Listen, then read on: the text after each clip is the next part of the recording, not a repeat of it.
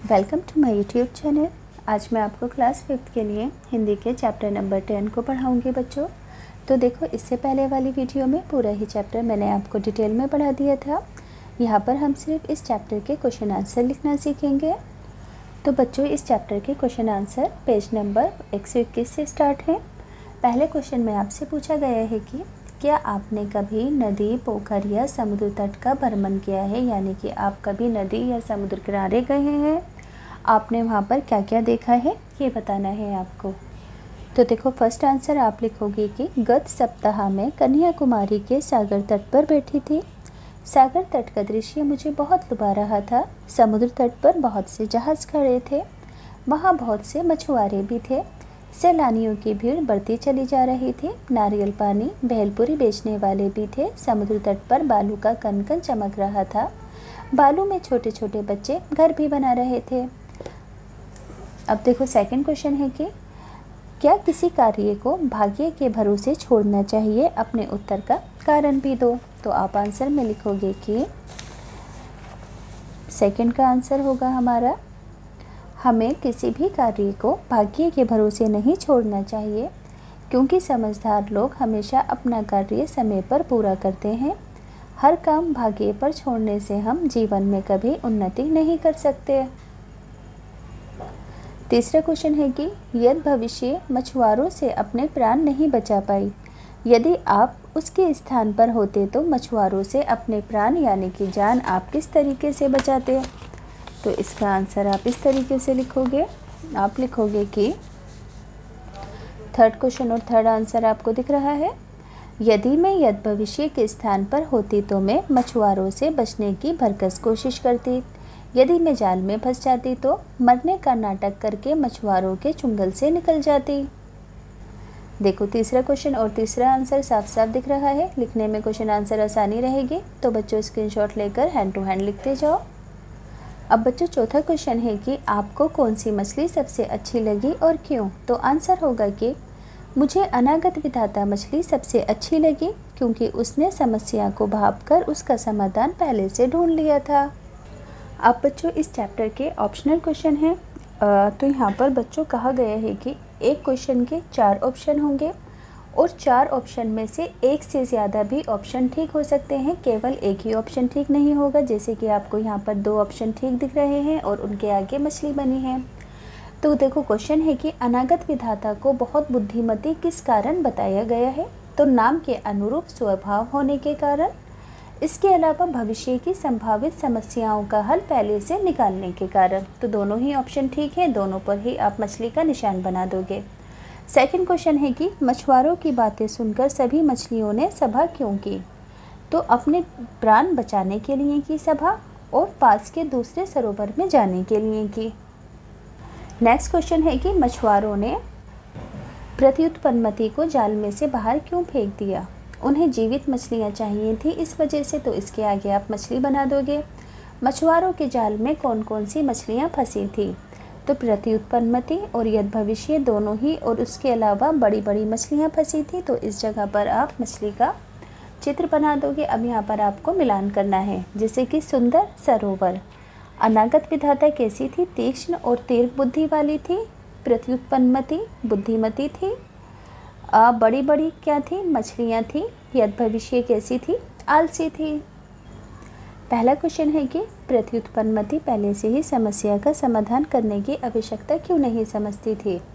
तो आंसर होगा कि प्रत्युत्पन्नमति पहले से ही समस्या का समाधान करने की आवश्यकता इसलिए नहीं समझती थी, क्योंकि उसकी सूझबूझ इतनी पैनी थी कि वे समस्या पड़ने पर किसी भी उलझन का समाधान क्षण भर में निकाल लेती थी। अब देखो बच्चों, सेकंड क्वेश्चन है कि सभी मछलियों के भयभीत यानी कि डरने का क्या कारण था। तो आप आंसर में लिखोगे कि सभी मछलियों के भयभीत होने का ये कारण था कि तालाब में मछली पकड़ने के लिए मछुआरे आ रहे थे। थर्ड क्वेश्चन है कि जो होना होगा तो सो होगा ही, ये किस मछली का मानना था और वो ऐसा क्यों मानती थी। तो आप आंसर लिखोगे थर्ड का कि जो होना होगा सो तो होगा ही, ये यदि भविष्य का मानना था। वे ऐसा इसलिए मानती थी क्योंकि वे आलसी स्वभाव की थी। अगला क्वेश्चन है कि अनागत विधाता ने मछुआरों की योजना से बचने के लिए क्या उपाय सुझाया। चौथे का आंसर लिखोगे कि अनागत विधाता ने मछुआरों की योजना से बचने का ये उपाय सुझाया कि इस संकट से बचने के लिए हम सबको सवेरा होने से पहले ये सरोवर छोड़कर पास के दूसरे सरोवर में चले जाना चाहिए। अब देखो पांचवा क्वेश्चन है कि प्रत्युत्पन्नमति ने मछुआरों से बचने के लिए क्या उपाय किया। तो देखो पांचवे का आंसर लिखोगे कि प्रत्युत्पन्नमति ने मछुआरों से बचने का क्या उपाय किया। तो जब मछुआरे आए तो प्रत्युत्पन्नमति ने अपने आप को सिकोड़कर निर्जीव जैसी बन गई। मछुआरों ने उसे मरा मानकर वापस सरोवर में फेंक दिया। अब देखो बच्चों, यहाँ पर आपको ये जो सभी शब्द दिख रहे हैं ना, आपको इन सब में से संज्ञा, सर्वनाम, विशेषण और क्रिया को छांट कर लिखना है। तो एक बात हमेशा ध्यान रखेंगे सभी बच्चे कि संज्ञा, दुनिया की किसी भी चीज़ के नाम को संज्ञा कहते हैं, जैसे कि कप, प्लेट, बाल्टी, आदमी, औरत, रीना, मदन, मोहन, सोहन, पहाड़, यानी कि हर चीज़ का नाम सर्वनाम कहलाता है। चाहे वो किसी दिन का नाम हो, किसी महीने का नाम हो, सब कुछ सर्वनाम में आता है।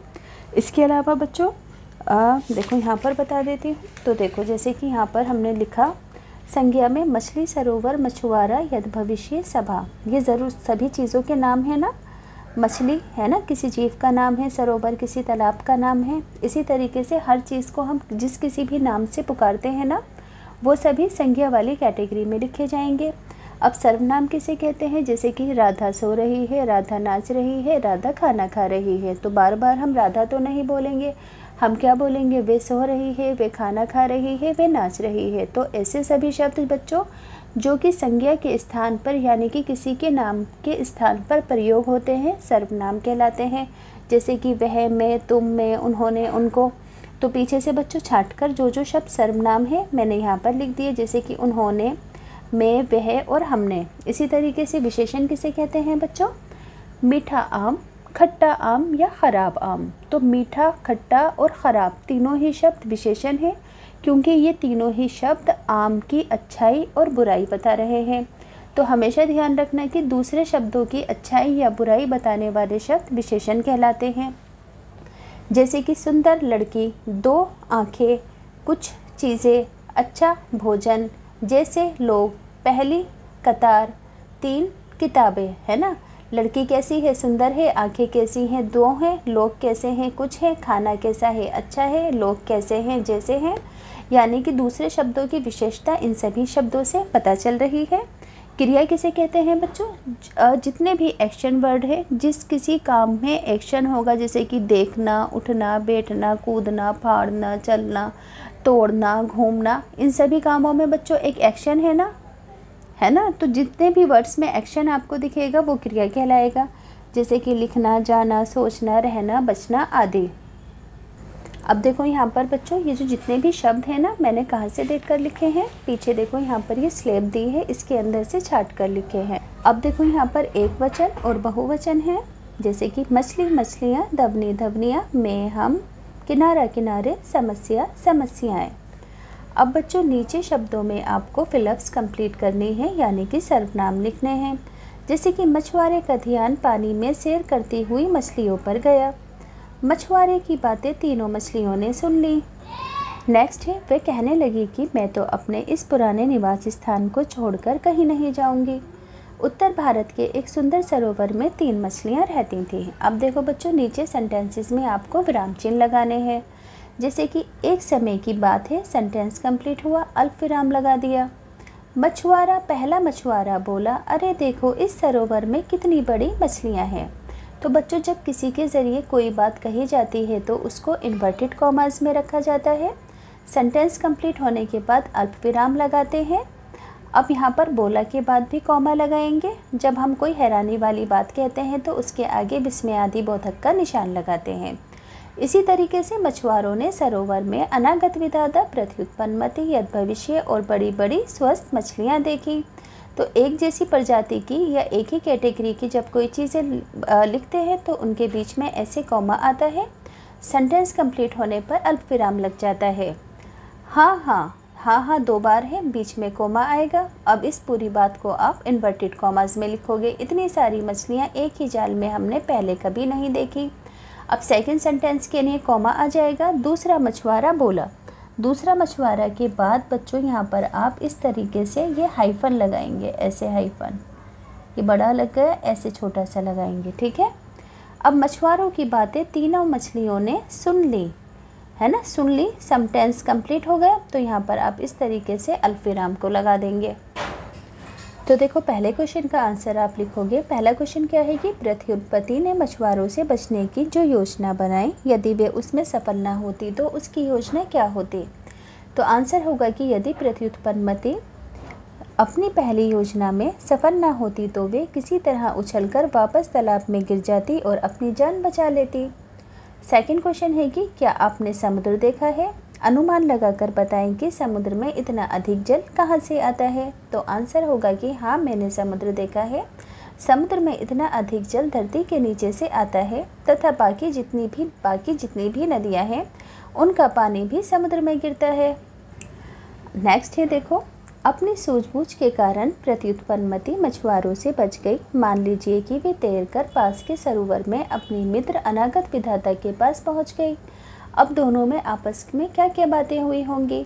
तो आप लिखोगे इसका आंसर कि यदि प्रत्युत्पन्नमति अनागत विधाता के पास दूसरे सरोवर में पहुंच जाती तो वो अनागत विधाता से मिलकर बहुत खुश होती और दुख के साथ यद भविष्य की मरने की खबर भी उसे बताती।